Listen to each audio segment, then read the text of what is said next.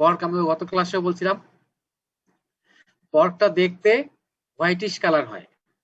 আসলে মূলত red meat আর হোয়াইট মিটের ডেফিনেশন দুই ভাবে হয়। একটা হলো নিউট্রিশনাল পয়েন্ট ভিউ, আর একটা হচ্ছে general point of view. General point of view এর ডেফিনেশনটা হলো রেড মিট হলো the meat which is red before and after cooking, red before cooking and dark colour after after cooking. এরকম হতে পারে বিফোর এন্ড আফটার রেড, অথবা হতে পারে before cooking red, after cooking dark colour. এটা হচ্ছে red মিটের জেনারেল পয়েন্ট অফ ভিউতে সংজ্ঞা।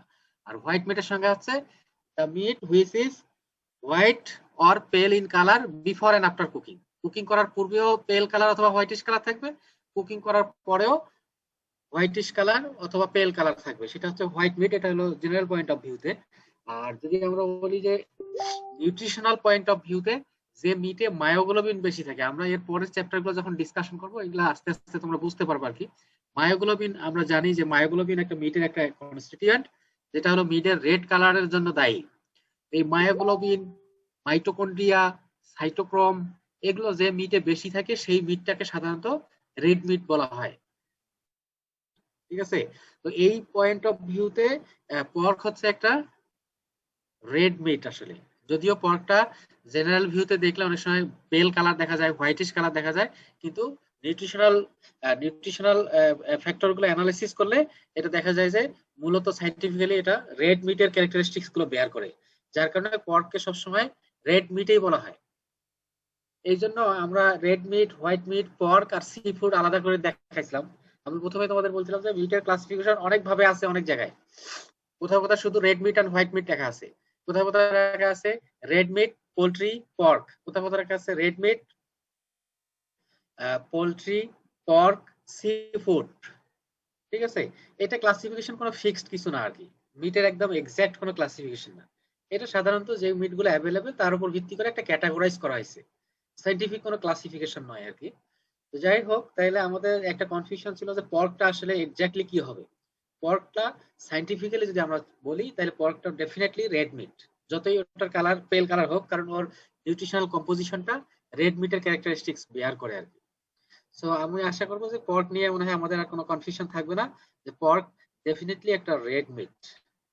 আরেকজন একটা প্রশ্ন করছিল স্নেক মিট। তো রেড মিট আর হোয়াইট মিটের ডেফিনেশনেই বলা আছে যে meat from birds, reptiles, fish, amphibians etcetera. মোট কথা হচ্ছে ম্যামালস এর বাইরে যে মিট গুলো পাবো আমরা সবগুলোকে আমরা হোয়াইট মিট বলবো। মূলত রেড মিট আমরা বলছি যে ম্যামালস থেকে যে মিট গুলো আমরা পাবো সেই মিট গুলোতে আমরা রেড মিট বলবো। আদার্স বাকি যে মিট গুলো থাকবে সেই মিট গুলোকে আমরা বলতে পারবো হোয়াইট মিট। তো স্নেক মিট, যে একজন আমাকে জিজ্ঞেস করছিল যে স্নেক মিট আসলে কি হবে, আমরা ওই দিন আমরা ডিসকাশন করতেই একজন আমাকে পরামর্শ একজন বললো, একজন শেয়ার করছে যে স্যার ওটা হয়তো সি ফুড হইতে পারে।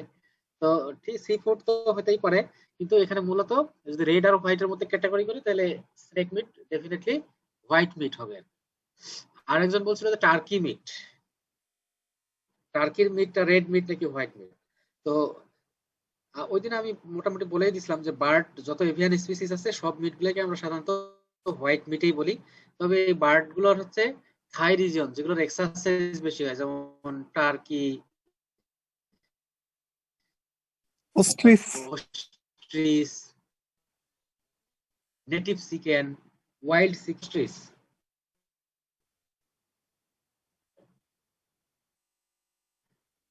হোয়াইট মিটে বলি। তবে এগুলো থাকলো যেগুলো বার্ডের এক্সারসাইজ বেশি হয় সেগুলো থাইয়ের যে মাসল গুলো, ওই মাসল গুলোতে সাধারণত মায়োগ্লোবিনের কনসেন্ট্রেশন একটু বেশি হয়। এই জন্য অনেক সময় ওই পার্টটাকে, ওশনটাকে অনেক সময় অনেকে বলে যে এটা একটা রেড মিট। বার্ডের ক্ষেত্রে আমরা ধরে নিব যে বার্ডের মিট গুলোকে সবগুলোকে বলা হচ্ছে হোয়াইট মিট, কিন্তু যে বার্ড গুলোর এক্সারসাইজ বেশি হয় সেই এক্সারসাইজ হওয়ার কারণে থাই মাসলে তাদের মায়োগ্লোবিনের কনসেন্ট্রেশনটা একটু বেশি হয়ে যায়। এই কারণে অনেক সময় বলা হয়ে থাকে যে বার্ডের থাই রিজিয়নের মাংস হচ্ছে রেড মিট। তবে এটা খুব একটা এস্টাবলিশড না আর কি। ওভারঅল আমরা বলবো যে যত ধরনের পোল্ট্রি মিট আছে সবগুলোকে আমরা বলবো হোয়াইট।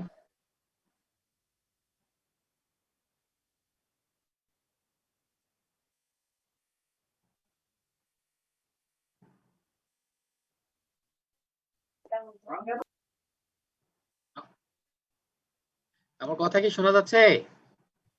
মাঝে মাঝে কেটে গিয়েছিল, কিন্তু বুঝতে পারছি স্যার, কিন্তু এখন শোনা বুঝে যাচ্ছে গেছে স্যার, তাই না? আচ্ছা, তাহলে একটু আগে হ্যাঁ, শোনা যাচ্ছিল না। একটু আগে যে ইন্টারনেট আনস্টেবল দেখাচ্ছিল, তো ইন্টারনেট যখন আনস্টেবল হয় তখন মনে হয় শোনা যাচ্ছে না আর কি। জি 3টা টপিক স্যার। পেন্ডিং ছিল, আশা করা যায় যে বুঝে গেছি আর কি। ঠিক আছে। আচ্ছা, আজকে আমাদের আরেকটা নতুন টপিক আমরা ডিসকাশন করব। এটা হচ্ছে task task job or scope of mid technology. আসলে মিড টেকনোলজি যে আমরা করব, এই মিড টেকনোলজি পড়লে পরে আমরা কি কি জানতে পারবো, কি কি আমাদের বেনিফিট হবে, কোন কোন জায়গায় মিড টেকনোলজির কাজ আছে, এই জিনিসগুলোকে বলা হচ্ছে টাস্ক অফ মিড টেকনোলজি।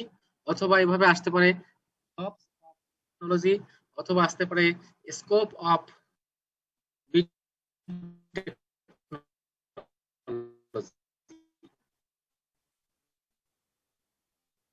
ঠিক আছে, যে কোনো আকারে প্রশ্ন, যে কোনো আঙ্গিকে প্রশ্নটি হচ্ছে anti mortem inspection. Anti mortem inspection anti mortem আমরা এর আগের দিনে আলোচনা করছি। এখানে সরি, এখানে একটু স্পেলিং একটু মিস্টেক আছে, এন্টি বানানটা একটু ভুল আছে, তোমরা একটু কারেকশন করে নিবা। ANTE হবে আর কি। এ ইন্সপেকশন মিন্স বিফোর ডেথ।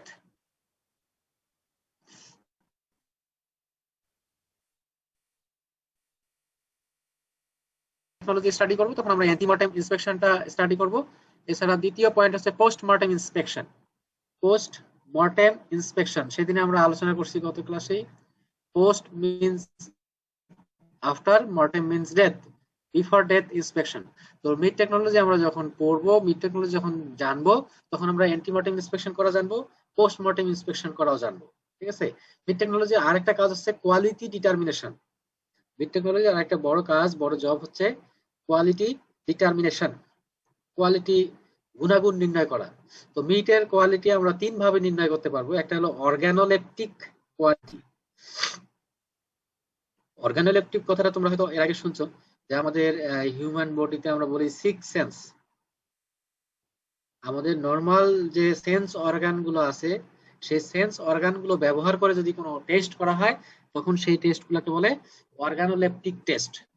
এই অর্গানোলেপটিক টেস্টের মাধ্যমে মিটের কোয়ালিটি বা মিট প্রোডাক্টের কোয়ালিটি নির্ণয় করার পদ্ধতিকে বলা হচ্ছে অর্গানোলেপটিক কোয়ালিটি।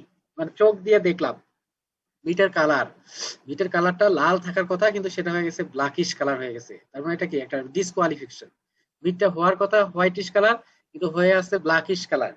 এটা আমরা কি চোখ দিয়ে দেখে বুঝতে পারবো। আচ্ছা, আরেকটা হতে পারে অর্ডার, গন্ধ। আমরা সাধারণত স্মেল স্মেল সেন্সটা, এই সেন্সটা ব্যবহার করে হয়ে গেছে। এই ধরনের টেস্ট গুলাকে বলা হচ্ছে অর্গানোলেপটিক কোয়ালিটি। এই ধরনের টেস্ট গুলো আমরা যে কোয়ালিটিটা নির্ণয় করব, সেই কোয়ালিটিটাকে বলা হচ্ছে অর্গানোলেপটিক কোয়ালিটি। আচ্ছা, দ্বিতীয় পয়েন্ট হলো স্যানিটারি কোয়ালিটি। স্যার আপনার ভিডিওটা অফ করে দিলে স্যানিটারি মনে মানে হয় পরিষ্কার অডিওটা পরিচ্ছন্ন কাটা কাটা আসবে না। মেইনটেইন করা হচ্ছে কিনা।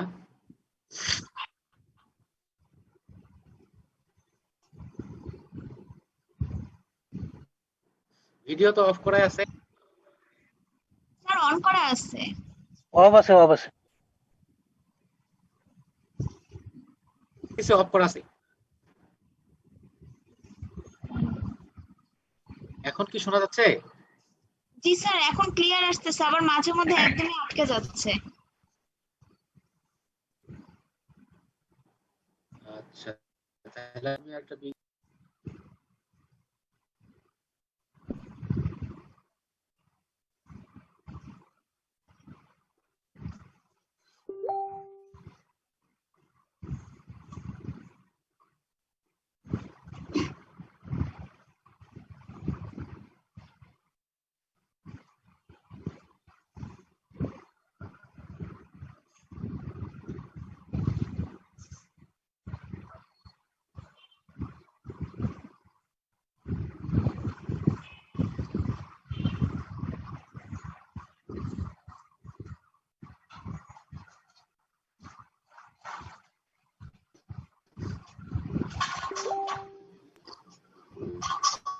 এখন কি শোনা যাচ্ছে? কি শোনা যাচ্ছে? স্যার শোনা যাচ্ছে। ক্লিয়ার না, ওই ভেঙে ভেঙে আসছে। আমরা বলতে কোয়ালিটি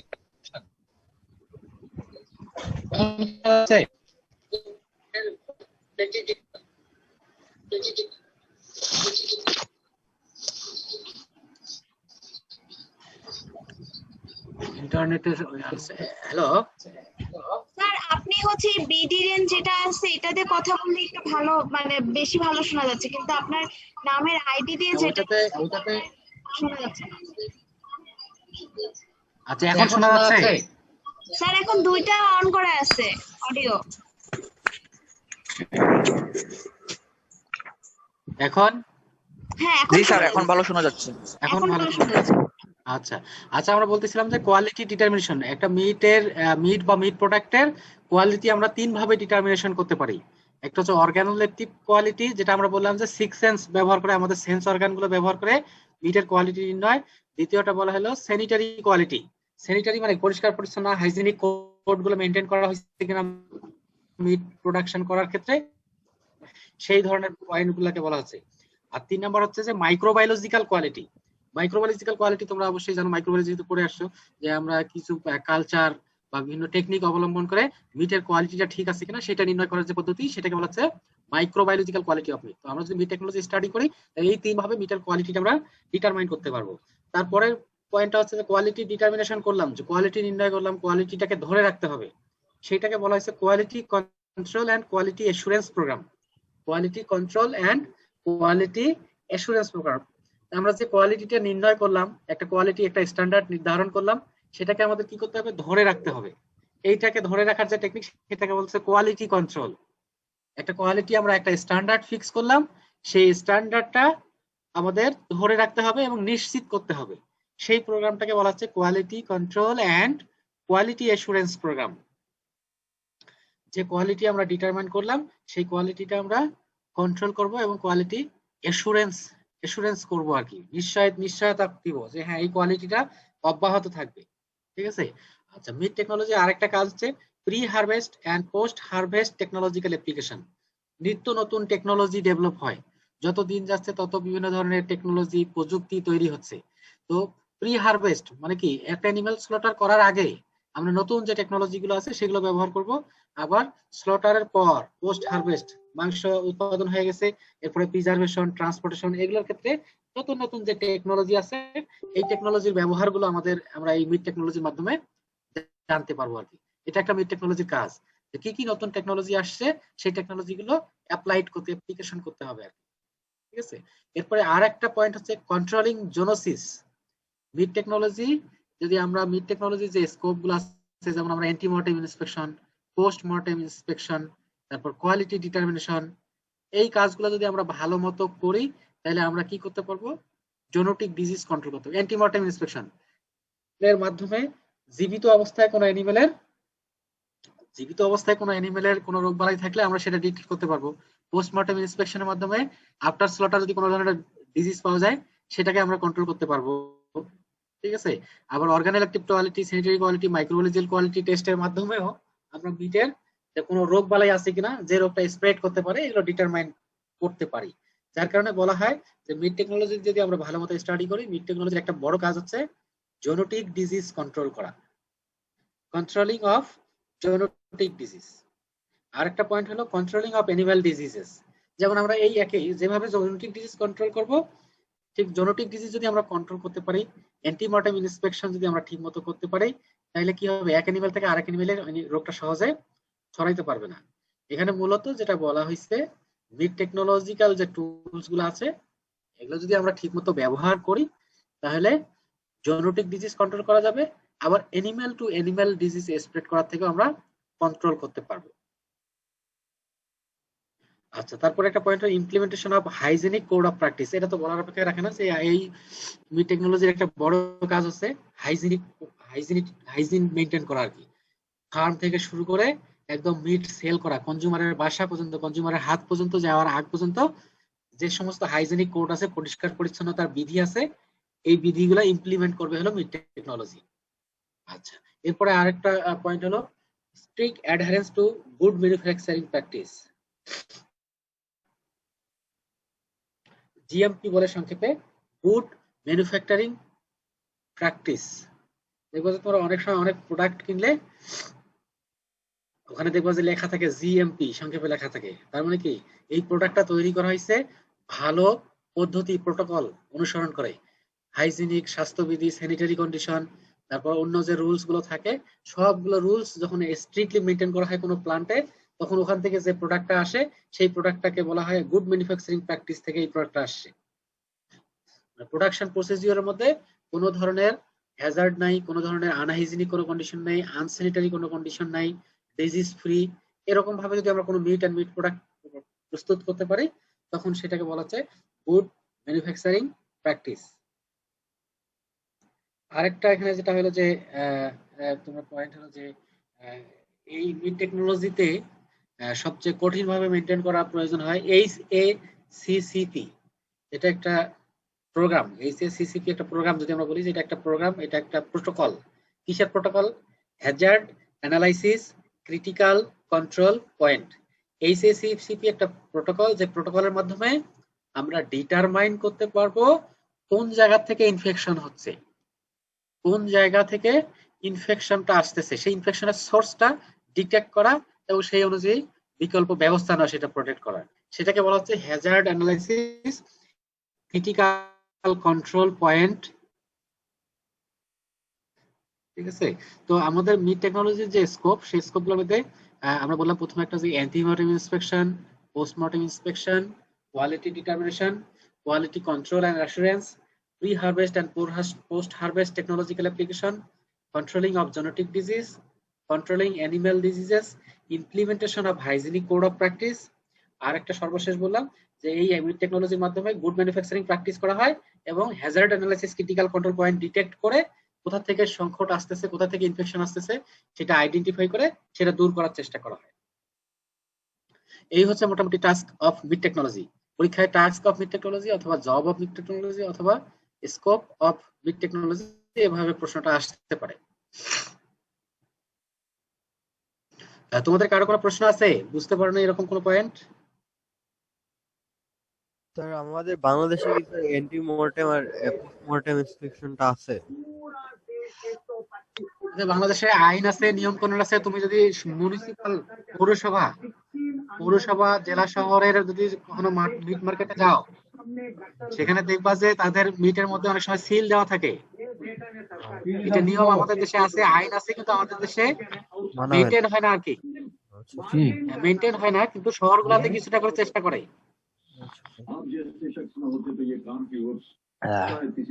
কে কথা বলতেছে?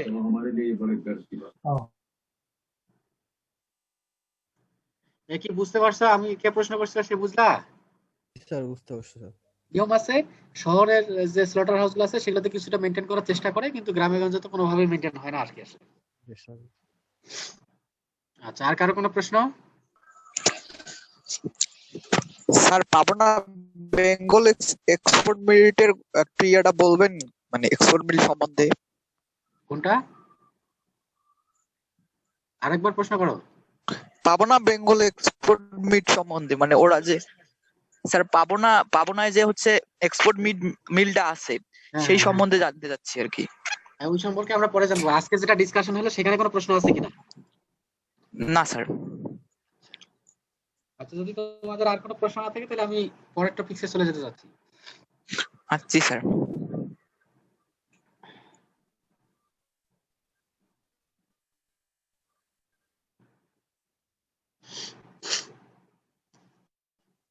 আচ্ছা, এরপরের টপিকসটা হলো একটা জেনারেল টপিকস আর কি। এতক্ষণ মানে আমরা গত ক্লাসে এবং এতক্ষণ থেকে যেগুলো ডিসকাশন করলাম এগুলো হলো মিড টেকনোলজির ইন্ট্রোডাকশন।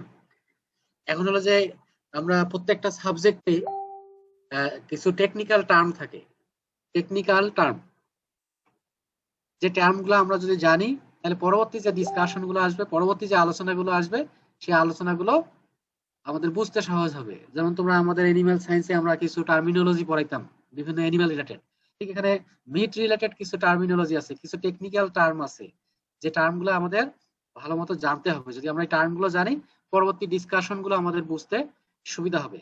এবং আমি সবসময় বলি যে এই টার্মিনোলজিটাকে আমি খুব হাইলাইট করি, খুব এমফাসিস করি, এই কারণে টার্মিনোলজি গুলো যদি তোমরা ভালো মতো জানো, আমি আশা করি যে 50% ডিসকাশন তোমরা 50 to 60% অটোমেটিক্যালি বুঝতে পারবা। এই জন্য টার্মিনোলজি গুলো খুব আমি গুরুত্ব সহকারে পড়াই এবং ছাত্রদেরকে খুব গুরুত্ব সহকারে জিজ্ঞেস করি এবং পরীক্ষায়ও দেই।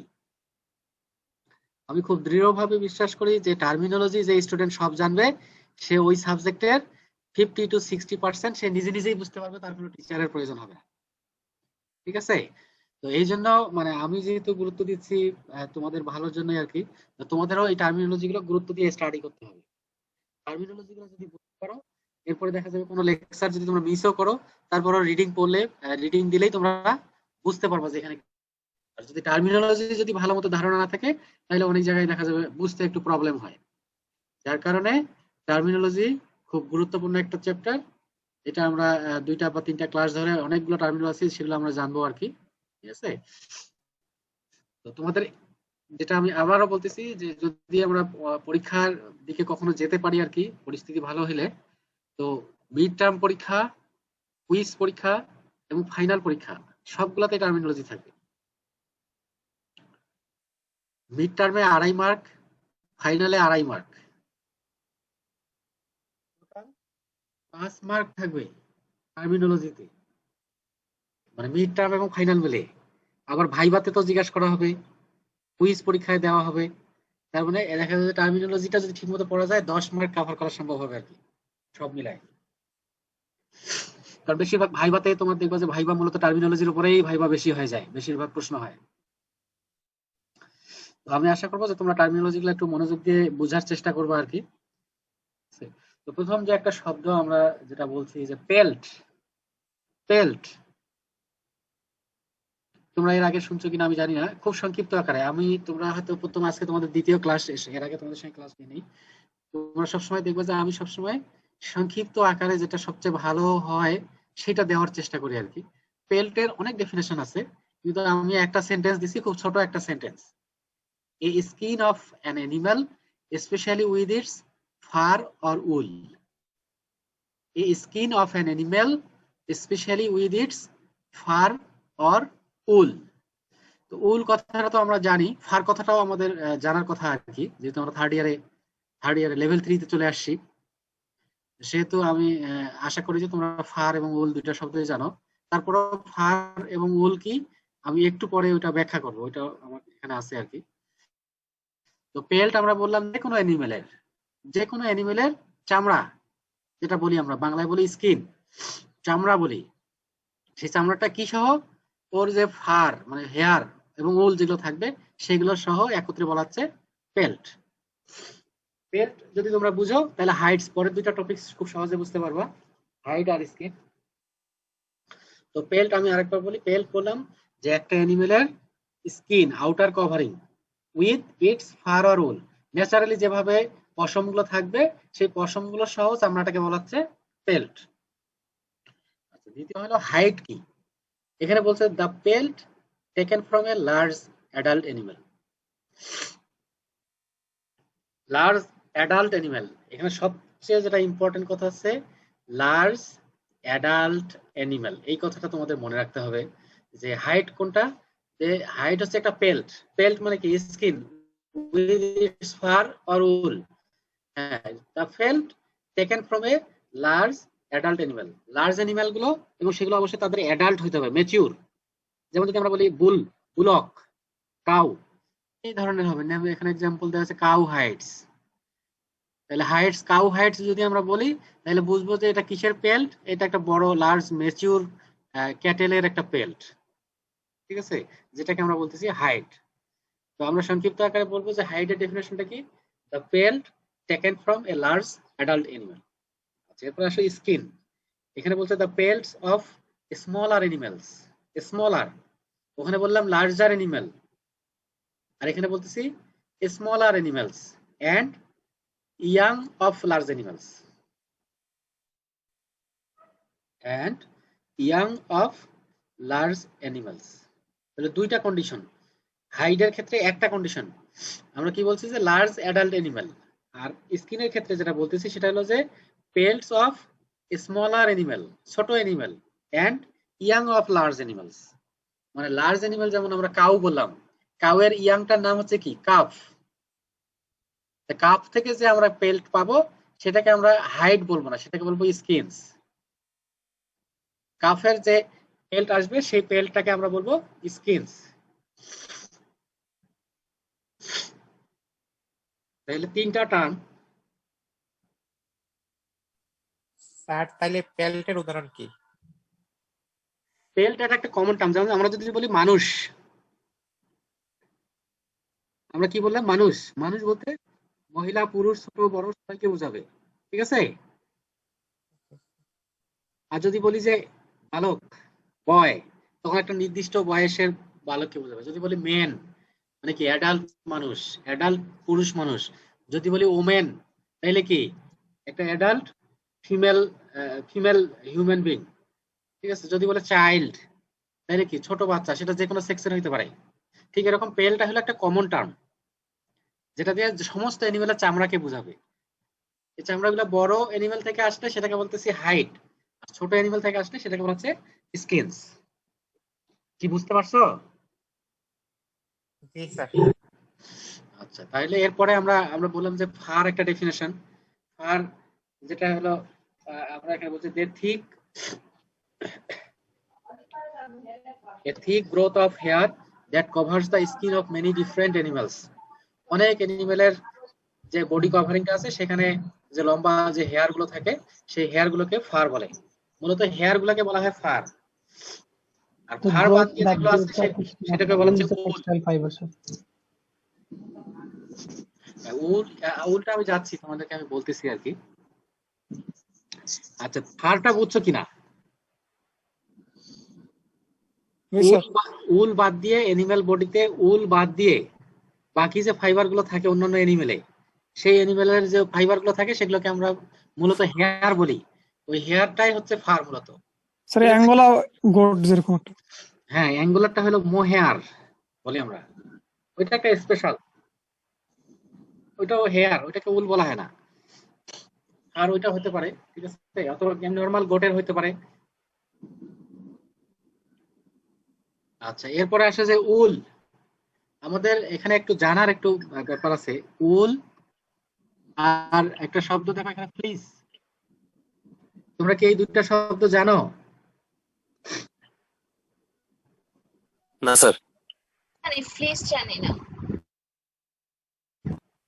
একটাও জানতাম না আর কি। আমরা স্টুডেন্ট লাইফ যখন পার করে আসছি তখন মনে করতাম যে শরীরে যেগুলো দেখা যাচ্ছে ওগুলো উল।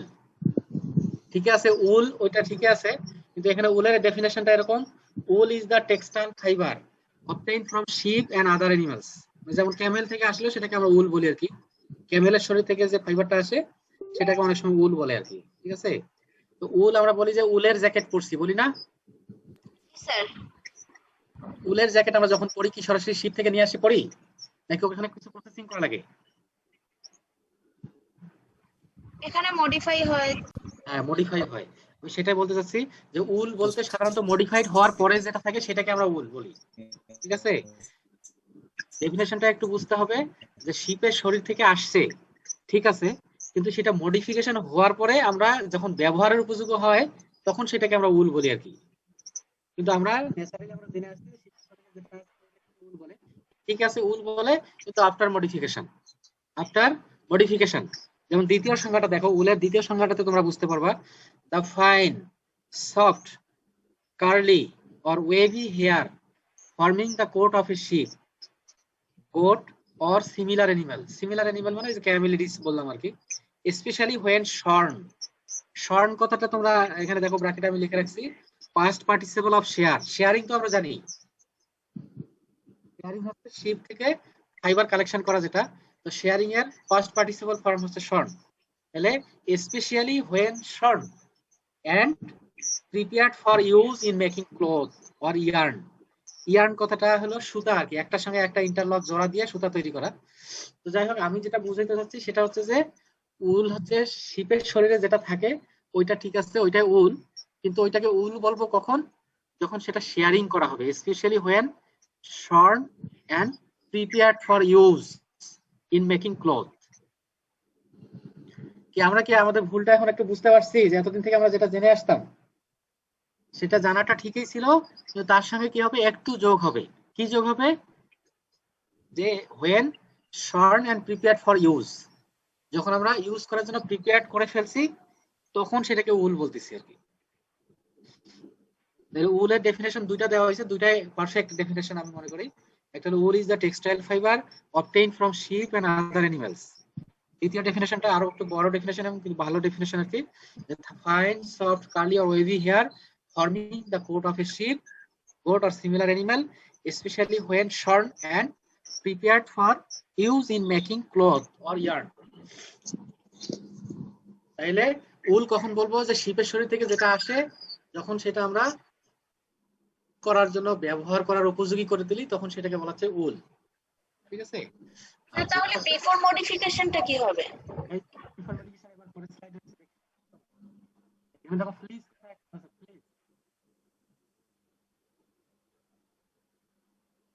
Coat of a wool covering, coat of wool covering a wool bearing animal, of a হবে আর কি, এখানে একটা শব্দ যোগ হবে, coat of wool covering of a wool bearing animals, এটা হলো ফ্লিস। এটাকে আমরা উল বলি নরমালি শরীরে থাকার সময়, এটাকে বলা হয় ফ্লিস অথবা ফ্লিস। আরেকটা বলছে the wool obtain from a sheep at one shearing, মানে একবার একটা শিপের শরীর থেকে একবার কাটলে যে ফাইবার পাওয়া যাবে সেটাকে ফ্লিস বলা যায় আর কি। এখন কি বোঝা গেছে? ফ্লিসটা আরেকবার স্যার। ফ্লিসটা হলো আমরা এতদিন যেটাকে উল বলতাম সেটা হলো ফ্লিস। Yes sir. বোঝা গেছে? Yes sir. যেমন একটা শিপের শরীরে আমরা যে ফাইবারগুলো দেখতেছি বিফোর প্রসেসিং সেটা হচ্ছে ফ্লিস, আর আফটার প্রসেসিং হলো উল। এই যে খুবই সিম্পল ভাবে তোমরা এটা মনে রাখবা যে বিফোর প্রসেসিং এতদিন যেটাকে আমরা উল বলতাম সেটা আসলে ফ্লিস। একটা শিপের শরীরে এক সময় শেয়ারিং করলে যে পরিমাণ ফাইবার আমরা পাই সেই ফাইবারটাকে বলা হচ্ছে ফ্লিস, অথবা যে কভারিংটা আছে সেটাকে আমরা বলতেছি ফ্লিস। আর আমরা যেটা ব্যবহার করি শরীরে বলি যে উলের জ্যাকেট পরছি সেটা হলো আসলে wool. Processing, after processing. Just বুঝার সুবিধার্থে তোমরা মনে রাখবা যে এতদিন যেটাকে উল বলতাম সেটাই হলো আসলে মূলত ফ্লিস, আর উল কোনটা যেটা আমরা ব্যবহার করি সেটা হলো উল, ব্যবহার উপযোগী। কোন ফ্লিস যদি ব্যবহার উপযোগী না হয় তাহলে সেটা উল হবে না।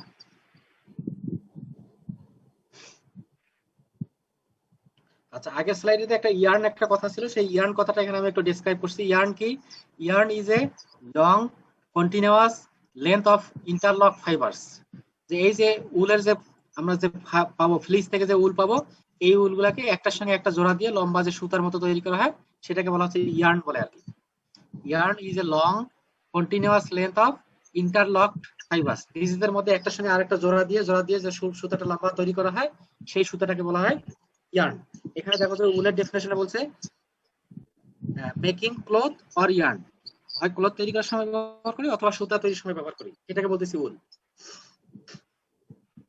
তো আমি এখন একটু তোমাদের কাছ থেকে জানতে চাচ্ছি যে ফার, উল আর ফ্লিস এই তিনটা শব্দ ক্লিয়ার কিনা? জি স্যার। কেউ কি আসো যে এই তিনটা শব্দ এখনো বুঝতে পারো নাই?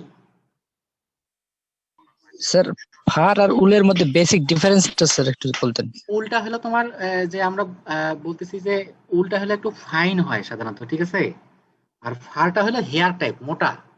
বেসিক ডিফারেন্স উল আর হেয়ারের যে ডিফারেন্স এগুলো আমরা পড়বো পরে আর কি, ঠিক আছে। এখানে অনেকগুলা ডিফারেন্স আছে উল আর হেয়ারের মধ্যে। তো আমরা বলতেছি উল গুলা হলো কি একটু ফাইন হয়, নেচারে ফাইন, লাইট হয়, ওয়েট কম হয়, হালকা হয়, ওজনে কম হয় আর কি।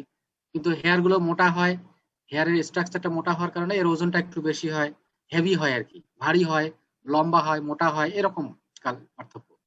আর ইন্টারনালি যে পার্থক্য এটার স্ট্রাকচার পার্থক্য আছে। মেডুলা, কর্টেক্স এগুলা আমরা পরে আবার পড়বো, তো তখন ফিজিক্যাল কিছু ডিফারেন্সিয়েশন, কেমিক্যাল ডিফারেন্সিয়েশন আছে, এগুলো আমরা পরে স্টাডি করব। তো জাস্ট আমরা বাহ্যিক ভাবে যদি বলি যে ফারটা হলো হেয়ার, তোমরা সিম্পলি মনে রাখবা ফার হলো হেয়ার, যেটাকে আমরা হেয়ার বলি সেগুলো হলো ফার। এইগুলো বাদ দিয়ে বাকি যেটা আমরা ফ্লিস বলতেছি সেটাই আসলে মূলত ফ্লিস আর কি, উল বা ফ্লিস যেটা আমরা বলি আর কি, এতদিন উল বলে আসতাম। বুঝছো কি? স্যার ফারটা কমন টার্ম না স্যার, সকল এনিমেলের ক্ষেত্রে না? হ্যাঁ, এটা হলো সকল অ্যানিমেলের ক্ষেত্রে ফার বলা হচ্ছে, কিন্তু স্পেশালি যেমন হলো যে আমরা যেমন বলি ক্যাটেল বলি না, ক্যাটেল বললে কিন্তু সমস্ত ক্যাটেলকে বোঝায়, কিন্তু আবার স্পেশালি যখন উল তখন এটা একটা আলাদা হয়ে গেল, মোহেয়ার আলাদা হয়ে গেল, কাশ্মীরি আলাদা হয়ে গেল। ঠিক ফার বললে সমস্ত হেয়ারকে বোঝাবে। উলটাও তো একটা হেয়ার, জি স্যার। ঠিক আছে? এটা উলও এক ধরনের তো হেয়ার ফাইবার, কিন্তু ফারটা সাধারণত বলা হচ্ছে কি যেগুলো একটু হেয়ারি টাইপের সেটাকে ফার বলে মূলত। আর উলটা আমরা একটু আলাদা করে ফেলছি আর কোয়ালিটির উপর ভিত্তি করে। জি স্যার। আর কারো কোনো প্রশ্ন? প্রশ্ন যদি না থাকে তাহলে আমরা আরেকটা টার্ম আমরা ডিসকাশন করব, ফ্লেশ। ফ্লেশ তো আমরা জানি যে আমরা কি এটা মাসেলটাকে ফ্লেশ বলা হয় আর কি। তো এখানে ডেফিনিশন আকারে যদি আমরা বলি, the soft substances consisting of muscle and fat, muscle এবং ফ্যাটের সাহায্যে যে সফট সাবস্টেন্সটা তৈরি হয় যেটাকে আমরা বলতেছি ফ্লেশ। এখানে কি বলছে, that is found between the skin and bones of a human or an animal. একটা অ্যানিমেলের হাড় এবং চামড়ার মাঝখানে যে সফট সাবস্টেন্সটা দেখা যায় সেটাকে ফ্লেশ বলে। সেটা কনসিস্ট হয় কি দিয়ে? মাসেল এবং ফ্যাট দিয়ে। তারপরে অ্যানিমাল বডিতে মাসেল ফ্যাট, স্কিন, বোন, এই কয়টা তো স্ট্রাকচার। এই দুটার মধ্যে স্কিন আর বোনের মধ্যে যে মাসেল আর ফ্যাট দেখা যায় এটাকে কমনলি বলা হয় ফ্লেশ, ঠিক আছে? আচ্ছা, ভিসেরা এর আগে ক্লাসে আমরা পড়ছিলাম, অথবা অ্যানাটমিতে তোমরা হয়তো পড়ছো। ভিসেরা কি? The internal organs of in the main cavities of the body, internal organ of the body যদি সংক্ষেপে বলি, যে একটা বডিতে, একটা অ্যানিমাল বডিতে ইন্টারনাল যে অর্গানগুলো আছে সেগুলোকে বলা হয় ভিসেরা। এরপরের একটা টার্ম তোমরা একটু খেয়াল করো, টার্ম একটা কিন্তু নাম অনেকগুলা।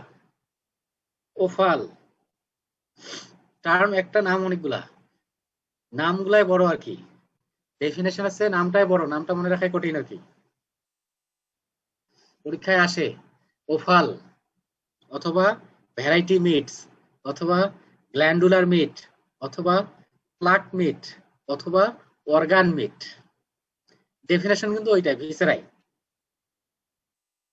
এখানে ভিসেরার সঙ্গে আরেকটা টার্ম যোগ হবে, এন্ট্রেলস।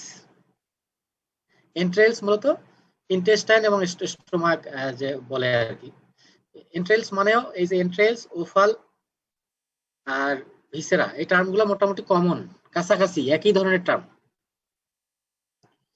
যেমন ভিসেরা যখন বললাম তখন হলো ইন্টারনাল অর্গান, আর এখানে ওফালের ক্ষেত্রে বলছি যে দা ভিসেরা, ভিসেরা তো থাকবেই, পাশাপাশি এন্ট্রেলস মানে স্টোমাক ইন্টেস্টাইন যোগ হবে আর কি।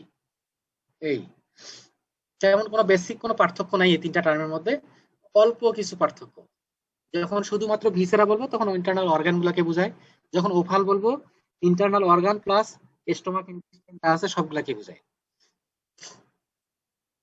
এরপরে আসলে একটা টার্ম হলো গাট। গাট শব্দটা আমরা অলরেডি জানি আর কি। এটা হচ্ছে এলিমেন্টারি ক্যানাল, আমাদের যে ডাইজেস্টিভ ট্র্যাক্ট, গ্যাস্ট্রোইন্টেস্টাইনাল ট্র্যাক্ট, অথবা অনেক সময় বেলি বলে, বেলি আর ইন্টেস্টাইন এন্ড স্টোমাক। গাটাও এরকম, যেটা ওফাল যেমন আমরা বললাম ডেফিনেশন অল্প, কিন্তু এটা অনেক ভাবে বলা যায়, যেমন ওফাল বলা যায়, ভ্যারাইটি মিট বলা যায়, গ্ল্যান্ডুলার মিট বলা যায়, প্লাক মিট বলা যায়। ঠিক গাটের ক্ষেত্রে এরকম, গাট বলা যাবে, এলিমেন্টারি ক্যানেল বলা যাবে, জিআইটি বলা যাবে, গ্যাস্ট্রোইন্টেস্টাইনাল ট্র্যাক্ট বলা যাবে, বেলি বলা যাবে, অথবা ইন্টেস্টাইন এন্ড স্টোমাকও বলা যায় গাট। আচ্ছা, আরেকটা শব্দ হচ্ছে ট্রিপ। ট্রিপ আমরা স্টোমাকের যে পার্টটা আমরা খাই, স্টোমাকের যে পার্টটা আমরা খাই সেটাকে বলে টিপ। এখানে সংজ্ঞাটা এরকম আছে, trip refers to the edible muscle walls of the stomachs of these animals. Trips refers to the edible muscle wall of the stomach. স্টোমাকের যে আমরা যেটা খাই আর কি, বট হিসেবে যে খাই সেইটাকে বলতেছে ট্রিপ। আর একটা শব্দ হলো ফিল। একটা অ্যানিমাল যখন স্লটার করা হয় তার আগ মুহূর্তে যদি কোনো কিছু খাওয়ানো হয় সেগুলো সাধারণত দেখা যায় যে আনডাইজেস্টেড কন্ডিশনে স্টোমাকে থেকে যায় আর কি। তো সংক্ষিপ্ত আকারে যদি বলি, undigested feeds and water content in the digestive tract just prior to slaughter, জবাই করার আগ মুহূর্তে একটা অ্যানিমেলের ডাইজেস্টিভ ট্র্যাক্টে বা স্টোমাকে যে আনডাইজেস্টেড খাবারগুলো খাইছে কিন্তু ডাইজেশন করার সময় পায়নি, সেই সমস্ত খাবার এবং ময়েশ্চার বা ওয়াটার যেগুলো থাকে সেগুলোকে বলা হচ্ছে ফিল। ট্রিপটা হলো স্টোমাকের ওয়াল, যেটা আমরা খাই, খাবার হিসেবে গ্রহণ করি। আর ফিল হচ্ছে একটা অ্যানিমেল জবাই করার আগে আনডাইজেস্টেড যে ফুড পার্টিকেল গুলো আছে সেগুলোকে বলে আর কি ফিল।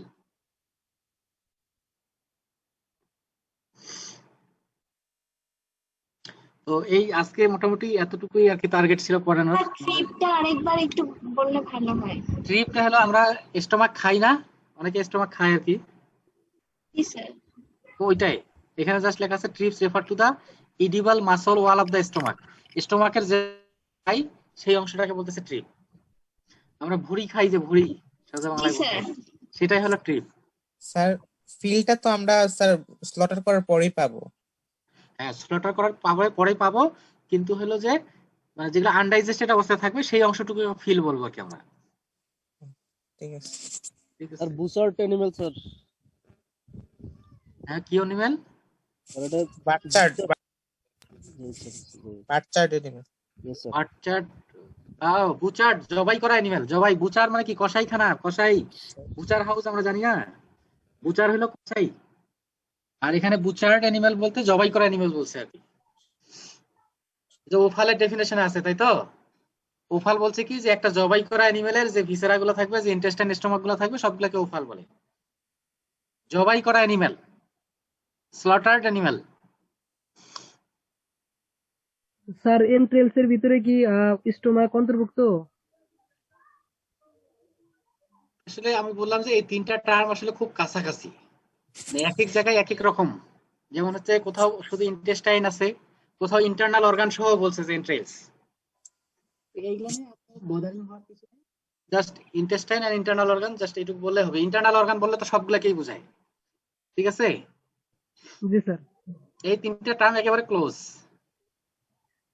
কিন্তু সাধারণত স্টোমাক আর ইন্টেস্টাইন এই পার্ট গুলাকেই বোঝায় কি এন্ট্রেলস।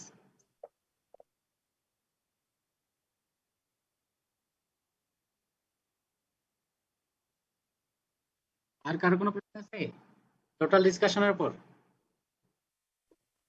স্যার ওফাল আর ভিসেরার মধ্যে মৌলিক পার্থক্যটা কি? ওফাল আর ভিসেরার মধ্যে পার্থক্য আরেকবার প্রশ্ন করো, কে প্রশ্ন করছিল? স্যার ওফাল আর ভিসেরার মধ্যে মৌলিক পার্থক্যটা কি? মৌলিক, এই ওভাল ভিসেরা ইন্ট্রেলস এগুলোর মধ্যে মৌলিক কোনো পার্থক্যই নেই, সবগুলা ইন্টারনাল অর্গানকে বোঝায়। তবে ভিসেরা বলতে অর্গান গুলোকে বোঝায়, শুধু স্টোমাক ইন্টেস্টাইনটা অনেক সময় বলা হয় না, কিন্তু এটাও বলা হয়। স্টোমাক ইন্টেস্টাইনকেও অনেক সময় ভিসেরা বলা হয়, ঠিক আছে? নরমালি যেটা যদি আমরা ভিসেরা বলি সাধারণত একটা কোনো অর্গানকে বোঝায়, আর যখন ওফাল বলবো তখন নাড়ি ভুঁড়ি সহ বোঝায় আর কি। এই তিনটার মধ্যে মৌলিক কোনো পার্থক্য নেই, আচ্ছা ঠিক আছে? স্যার এই বলো। স্যার এই যে HACCP মানে Hazard analysis critical control point, এটা সম্বন্ধে যদি স্যার আরেকবার বলতেন স্যার ক্লিয়ার হয়নি। আমরা বললাম যে এটা একটা টেকনোলজি, এটা একটা প্রোটোকল, কিসের প্রোটোকল? যে প্রোটোকল দিয়ে মনে করো যে একটা স্লটার হাউস, এক্সাম্পল দিয়ে বুঝাই দেয় কি, যে একটা স্লটার হাউস এখানে কোন কোন জায়গা থেকে ইনফেকশন আসতে পারে। যেমন হলো যে এনিমেল যেটা আসে, একটা এনিমেল নিয়ে আসলাম, সেই এনিমেলের সঙ্গে ইনফেকশনটা আসতে পারে, তাহলে এটা একটা হ্যাজার্ড ক্রিটিক্যাল কন্ট্রোল পয়েন্ট আমাদের এখানে কন্ট্রোল করতে হবে। কি কন্ট্রোল করতে হবে? অ্যানিমেলকে ফার্মে নেওয়ার আগে আমাদের রোগ মুক্ত করে নিতে হবে। তাহলে এই হ্যাজার্ড অ্যানালিসিস কিটি কন্ট্রোল করা এটা একটা প্রোটোকল, যে প্রোটোকল দিয়ে কোন জায়গা থেকে ইনফেকশন আসতে পারে সেটা আমরা ডিটেক্ট করতে পারি। যেমন আমরা বললাম যে একটা স্লটার হাউসে, একটা মিট ইন্ডাস্ট্রিতে একটা ইনফেকশনের সোর্স হতে পারে কি অ্যানিমেল, যে অ্যানিমেল গুলো আমরা জবাই করার জন্য নিয়ে আসবো।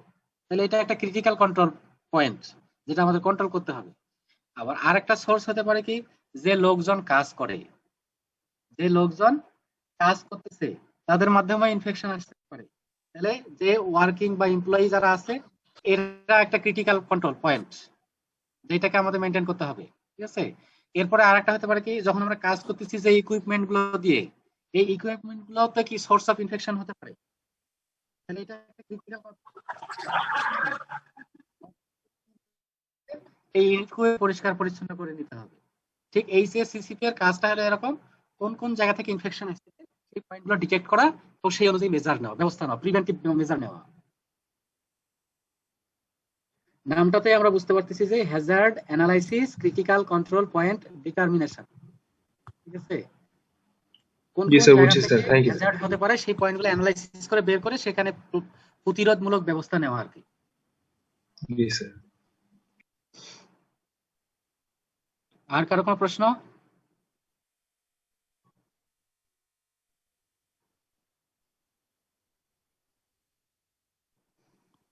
আচ্ছা, যদি কারো কোনো প্রশ্ন না থাকে তাহলে আমরা শেষ করে দেবো আর কি আজকের ডিসকাশন।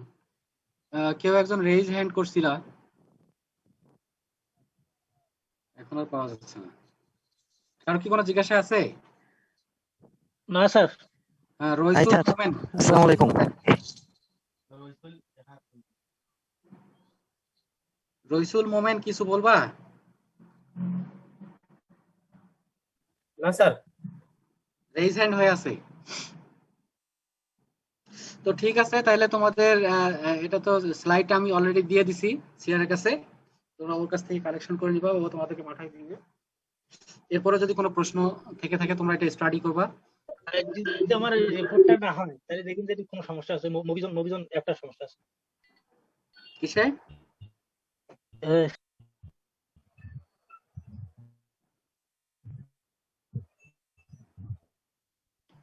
মুসাদ্দিকুর